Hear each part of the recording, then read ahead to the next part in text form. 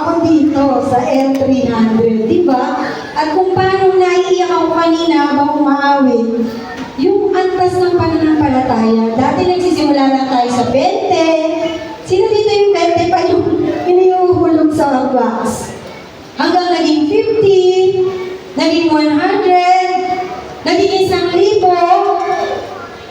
libo-libo, at nung araw po ng Biyernes, ako yung may dala ng cash, ako yung nagbayad, 933,500. Yun na ang pananampalataya ng bawat isa sa atin. Malakas na papuri sa atin. Alam nyo yan, parang joint ba tayo or Sunday yan? Nandito umaandar yung tricycle ng kinagatan. Puk, puk, puk, puk, puk, puk. Sabi ko kay Pastor, paano pwede mo magbangka ng brand new? Brand new na tricycle. Isakay na pala ako sa brand new. Kasi yung tricycle ko na nasa Sampaguita, kung paano inaayawan ni na Jerem, ni na Leon, maski ako parang nandun yung puso ko. At pagdating sa winning team, nire-report na ni Pastor. Ang aming pong tricycle na ginagamit sa Morong dahil kulang na ang L3, ang Fortuner, ay pupugang-pugang na tricycle. At ang kulang na po ang L300. Sabi ng Sister Rocklet, isa pa!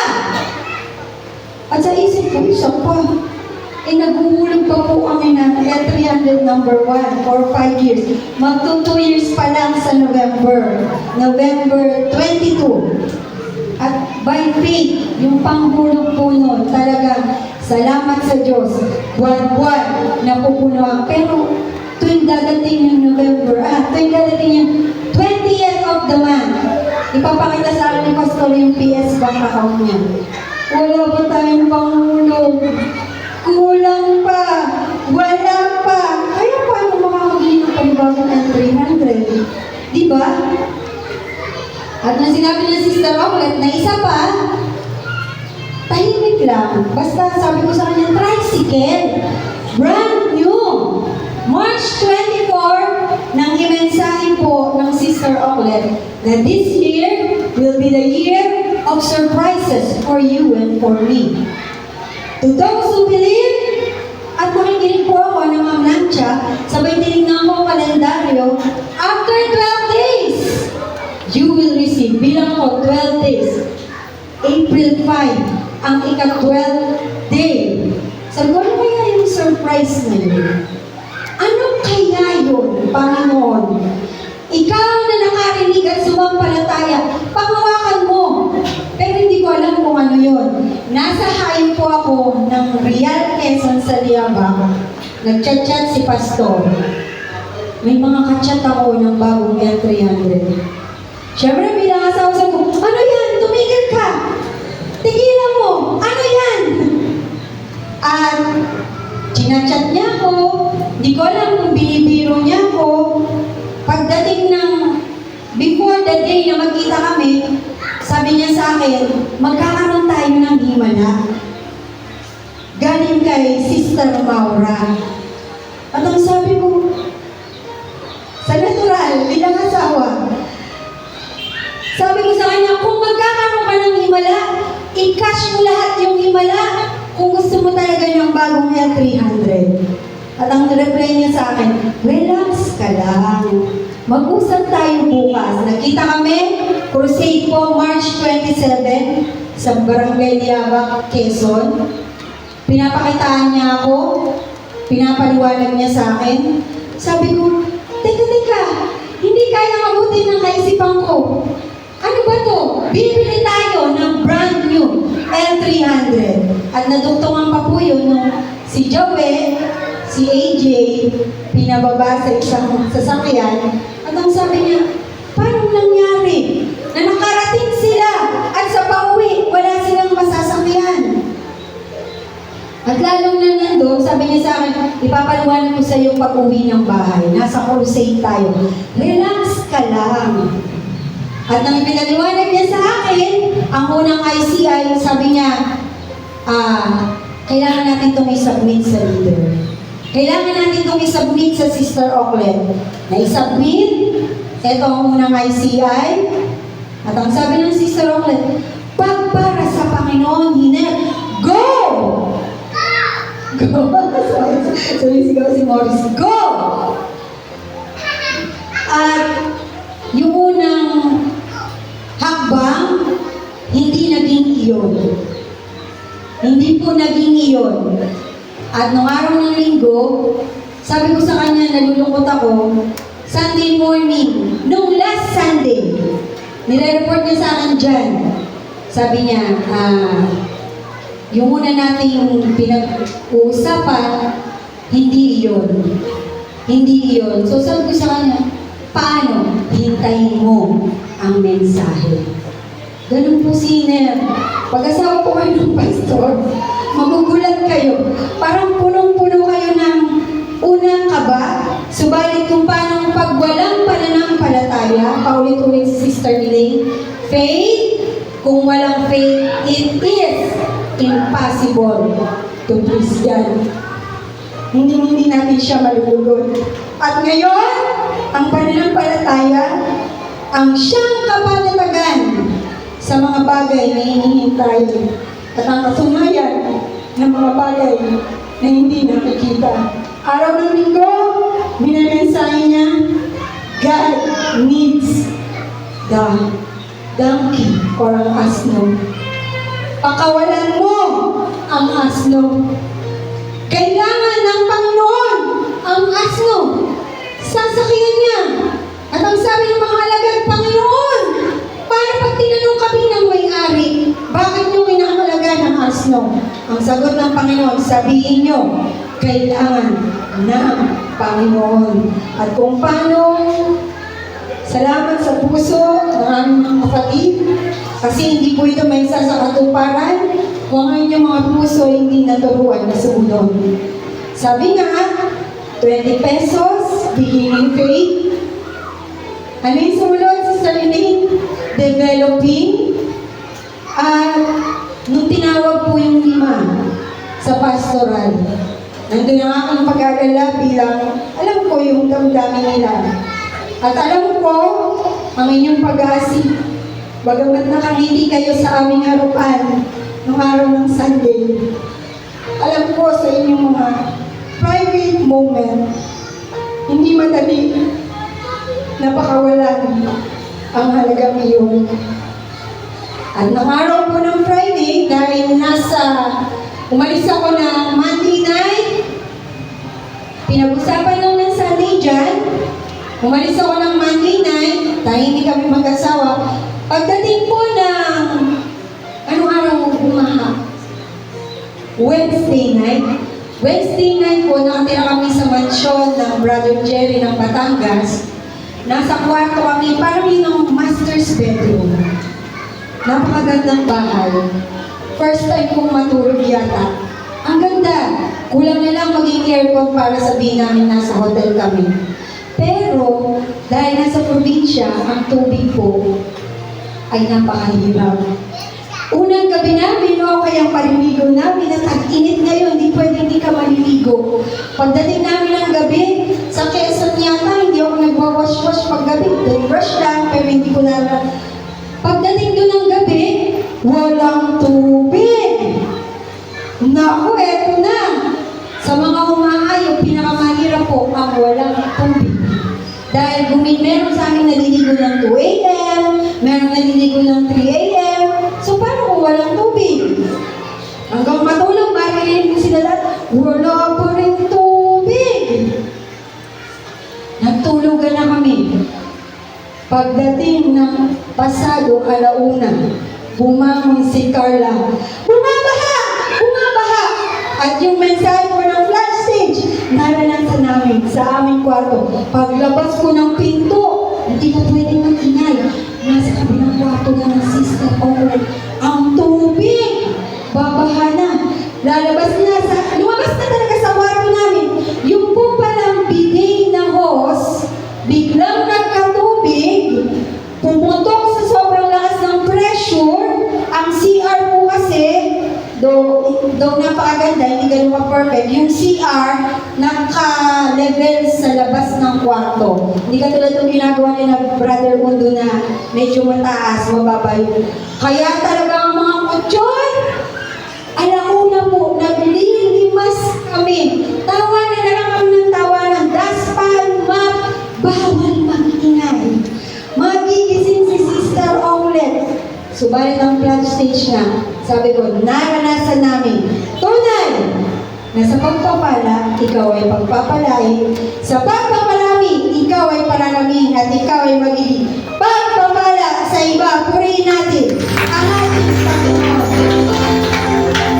Mensahe sa Mother Church, pinapadaloy sa bawat churches. At nararanasan natin physically, nararanasan ng bawat isa sa atin. At dahil bumahana, nag-map na kami, nagpasya na po akong maligo dahil may tubig na, malakas na yung tubig, para magtuto na yun. May chat ko si Pastor, sabi ko sa kanya, kumusta ang L300? Dahil wala naman siyang report, wala. Ang reply niya sa akin, almost fully accomplished. Tapos biglang nireplyan niya ako, uuwi ka bukas? Oo, uuwian na namin bukas. Di ko alam, pupunta siya ng Laguna. Kaya yung kachat po niya na never silang nagkita, si Richard Agabin, na ahente ng Mitsubishi L300. Siyempre ahente, di basta naniniwala sa chat. Ang sabi daw sa kanya ni Pastor, kukuha ko ng L300. Cash. Magkano mo ibibigay? Sabi ko, pay mo kausap, Piado, hindi ka na tumawad ng tumawad dyan.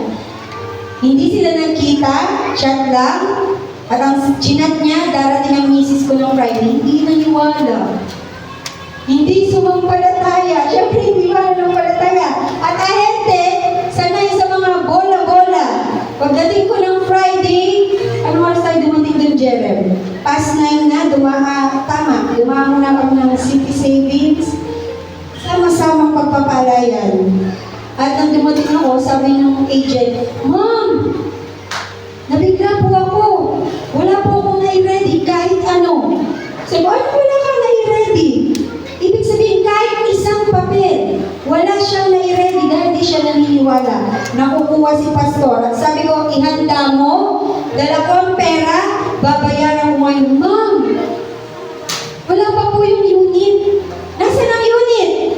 Nandito lang po sa Valley Gold. I-ready mo. Ang unit na gusto namin, sentro, hindi yung una namin nakuha. Sinabi ko lahat ng details dahil parang pag i-compare, parang di po kakayanin. Pwede po bang bukas na?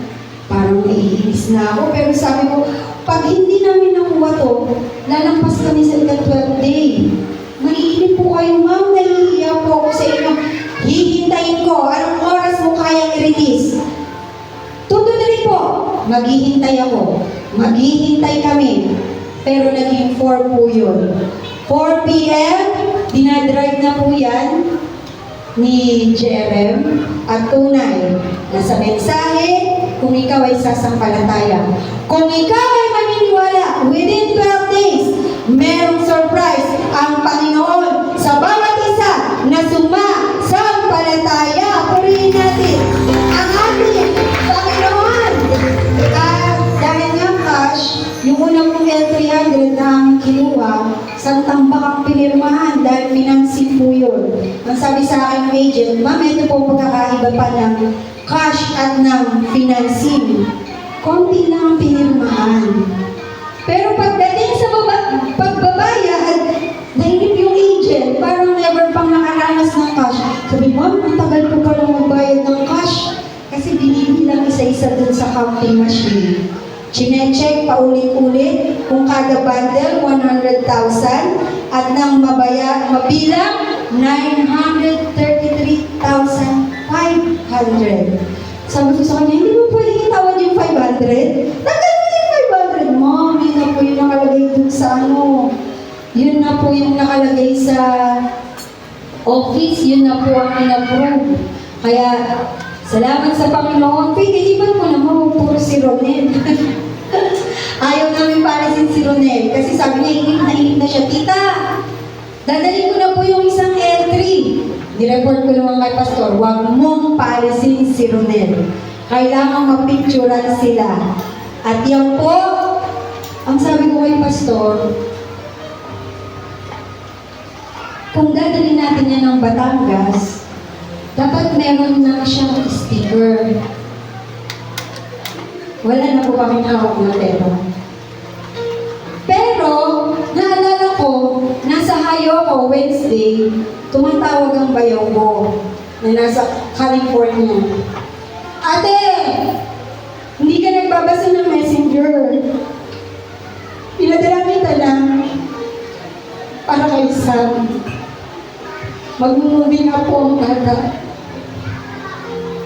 At doon ko naalala, meron nga pala akong 10,000 ng mga bata na hindi ko pa nakukuha. Sinabi ko kay Hiner, kailangan pala niya ng sticker para mas maging katanggap-tanggap sa Panginoon. Dahil hindi yan atin, yan ay sa Kanya, yan ay sa bawat isa. Sabi niya, nasa school siya, sige, kontakin mo si Lito. Pag-kontak ko kayo dito, 8,000. Oo, may sukli akong 2,000. At walang kaalaman-lamang bata. Nasa practice siya. Sabi ko, pupunta namin kay Ninika sa SM. Meron tayong bibilihin. Susunduin namin kayo pagkaganon niyo sa practice. At sabi niya, Ma, nasa ng bagong entry? Nasa Morong, pinapalagay ng sticker, 8,000. Sticker lang, 8,000 na. Sabi ni Mika, dapat tayo na lang nag-print ng sticker, tayo na lang nag-kabit. At sabi ko sa bata, pera yun.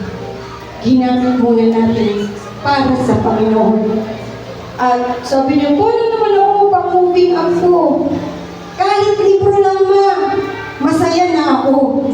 At habang nandun kami sa kahera, pagbukulat ni Hiner ng sobre, gulat na gulat kami. Korean Kids, 2,000. Tag 1,000 po sila. Kaya purihin ng Panginoon dahil sa simpleng pananampalataya ng mga bata. Dapat 10,000 yung kanya, pero sabi niya, pambili lang ng book. Kahit yun lang. At nung Sabado, kahapon, inabot ko sa kanyang 1,000, kay Mika 1,000, pinagpala kayo ng ating Panginoon. Purihin natin ang ating Panginoon. Kaya yan po, masasakayan na yan sa Tuesday, sa crusade, sa lugar ng Kalaka. At tuloy po na ang utos ng Diyos sa ating Sister Olet, kung sa natural tayo lahat titingin, may church building sa Pulilan, gagawin pa ang church ng Batangas, at syempre, hindi pwedeng walang gasolina ang bawat sasakyan. Subalit, kitang-kita namin, tunay na ang utos na ito ng Panginoon sa kanyang babaeng lingkod ay isang utos na nagbibigay ng buhay at nakasagana ng buhay. Isa lang po sa hayo, para sa akin ito ang hindi ko makakalimutan, napakaganda ng Batangas. Sir, nasaan ka? Pero, ang lugar po, kung nandito yung bahayan, ang susunod na bahayan na SM, saan ang susunod? Sa Kinagatan na? Ganun kalayo. At imagine nyo yung degree po ngayon ng init na kailangan namin lakarin. Unang araw sa aming paggayo, walang magdadala ng sasakyan. Naintindihan namin ng leader. Una, dahil nasa matipok tayo, matipok ang krusada, makatipid din ng gasolina. Pero Lord, ito ang bahayan, ang susunod na bahay, Kinagatan na. Yung init, yung layo. Pero nandun, galak na galak kami. Dahil lahat ng tahanan na aming madatnan, lumuluha, galak na galak sa ating Panginoon. Purihin natin ang ating Panginoon. At dahil kami nakakarating na sa iba't ibang bayan, Buruanga, Bulacan, Quezon, iba ang Batangas. Walang bahay na magpapalabas sa'yo na hindi ka nila pamemeriendahin. Sabi ko nga kanila, isang bahay ang aming nayuan, bundat kami lahat nung lumabas. Kaya talagang pag nagandaan sila, 10 baboy. Pero pumunta akong asal, sabi nila, nasa pag-uusap po yun. At ang hindi ko makakalimutan na aming nahayuan. Ito yung pinakanghuli na, parang pata na kami, pagod na kami, dapat lalampasan na talaga. Si Tatay Conrado, 70 years old na ba siya, Rachel? 10 taon na po siya. Kung makikita mo siya, sa unang pagkakita mo sa kanya, iisipin mo na stroke siya. Kasi, eto, kaliwang kamay niya, bagsak. At inaalalayan ng kanang kamay niya. 10 years na ang dahilan ng daw ay arthritis, rayuma sa sobrang sipag. Bagsak talaga. Subalit nang may bahagi ang salita ng Diyos, kami ay sumamba. At ang bahid sa ating Sister Madel, nang idalangin, pinatanggap ang mag-asawa, may sakit sa puso ang babae naman. At ang sabi, nakarating na din sa kanila ang unang grupo. Subalit, matapos kaming sumamba at siya ay idalangin. Nung una, kinapitan ang kamay, kapit-kapit sa dulo, bumabagsak, at nang i-cast out yun, unti-unti, nakaalalay na lang dito sa siko, hanggang unti-unti, binitawan ng kamay ni Madel, at ang kamay na hindi na itataas ng 10 taon, itinaas sa pangalan ng ating Panginoon. Purihin natin ang ating Panginoon. Kung una, gitna lang, makikita mo masakit, hanggang unti-unti, tuluyang itinaas, bagamat sa kanyang mukha, may kirot, alam mong nasasaktan, subalit, sa presensya ng Diyos, hanggang kami ay umuwi, bumababay ng kanan, sabi lang, tatay yung kaliwa, ibabay mo, at bumabay, kumaway, sa pangalan ng ating Panginoon. Purihin natin ang ating Panginoon. Kaya napakarami pong magagandang ginawa sa lugar ng Batangas. Lumuluha sila, galak na galak, at bibigyan ka ng pagkain, isang buong langka, uubusin mo hanggang sa sumakit ang inyong tiyan. Kaya tunay po na ang utos na ito ay galing sa Panginoon. Kaya sa araw ng Martes, sama-sama tayo sa lugar ng Matipok, Calacca, Batangas. Purihin natin ang ating Panginoon.